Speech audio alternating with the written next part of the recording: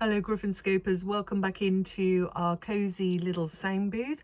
I wanted to bring you something a little bit different today, something that's a little bit off-piste from tarot, and that is the beautiful ancient art of tea leaf reading, also known as tasseomancy or tasseography.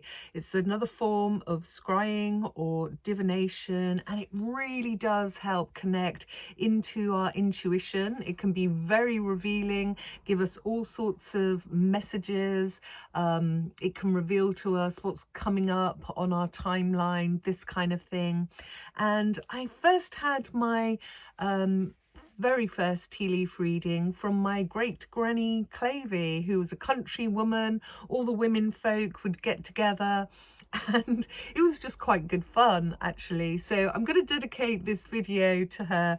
Let's get the camera pan down and you can see what's on my table here. So first and foremost, guys, the most important thing is to go for the right cup, and it's not just any old cup you want. You want to use something a little bit like this. This is my granny's actual old cup, and it needs to be light so that you can see the shapes and the symbols so that they show up better. So say if you were to use just a normal bog standard mug, you'll find that the tea leaves tend to sink to the bottom, so you don't get the shape so well. And again, if you use something that's very coloured or patterned, that won't show up so well either. You can actually buy ready-made tea leaf reading cups on the internet, so I'll show you an example of what I mean there. So all the symbols, planets, that kind of thing, are already etched into the cup, but I kind of like to freelance a little bit more. I'm a bit more old school, old-fashioned, and also I would say set the scene. So you want to maybe put on some relaxing music, maybe have some candles burning, just set the mood, set the tone, and have a clear question in your mind as you're getting your brew ready.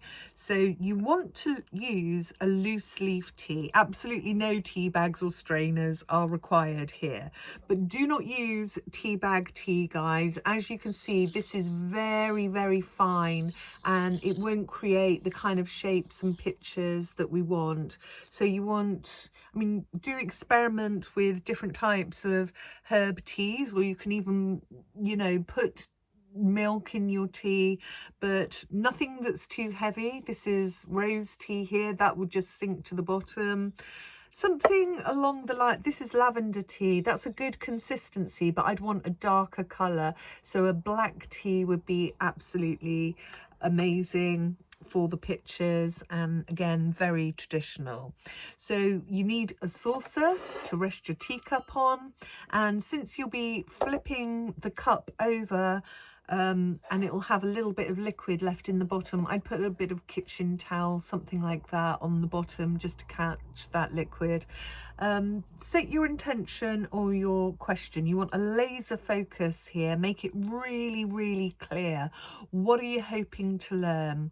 Maybe it's guidance about a relationship, or maybe clarity about a decision, or what do I need to know right now would just be a good question. So this is going to focus your reading, it's going to focus your intentions, and it's going to give the pictures and symbols that you see some kind of a context. So when you make your tea, you just want a little pinch. You don't want loads of tea, okay? Half a teaspoon is enough. And let the tea cool down for a bit, and then while you're sipping the tea, again, keep focused on your question. Drink until you have maybe about a teaspoon of liquid left at the bottom, and then gently swirl the cup 3 times clockwise, okay, like so. And then after you've done that, you want to tip the cup up and then turn clockwise 3 times. Power of 3, guys. Okay. And this is what's going to help create all the patterns and shapes. So when you bring the cup back up,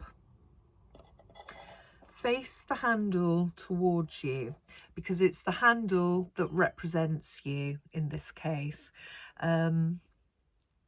The opposite side to the handle, this would be representing external people that are influencing you. The rim represents the now, or influences that are about to happen. And then the middle of the cup shows what's coming up in the weeks or months ahead, what's developing midterm. The bottom are the deeper influences, the foundations of the situation, and it shows the past as well. So when you look in the cup, what's the first shape or image that you notice? Because that first impression is often the most important one. Trust that first impression, because there's no wrong, there's no right, there's no rigid dictionary meaning that's going to tell you everything you need to know. You know, if you see a heart, that might mean love to one person, but to the next person, it could be a passion project. Yeah, let that intuition speak to you, and then combine all that you see with the cup's anatomy. By the anatomy, I mean, you know, the now, the past, and the midterm. Combine it as an unraveling story that unfolds to you in layers. I meant to say, actually, when it comes to the water, depends how deeply you want to get into this.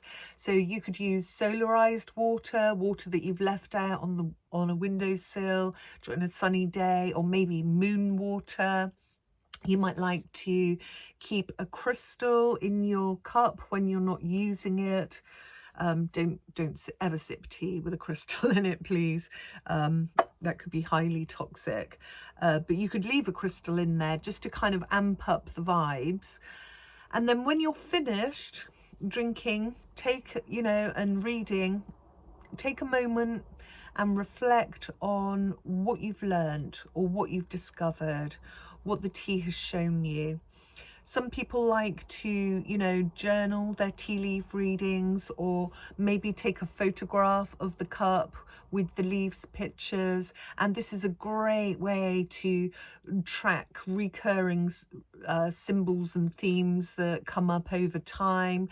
And basically, guys, that's how you do a tea leaf reading. Really simple.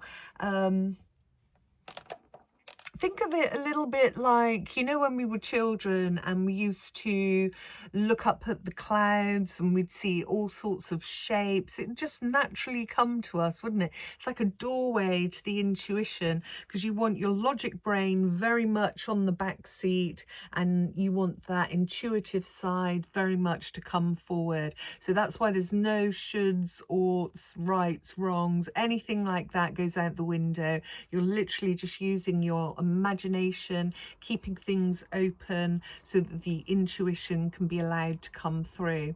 So that's all there is to it. Practice makes perfect, and it comes much more naturally over time. Please don't be put off if, the first couple of times you don't see anything, because I promise you it will come.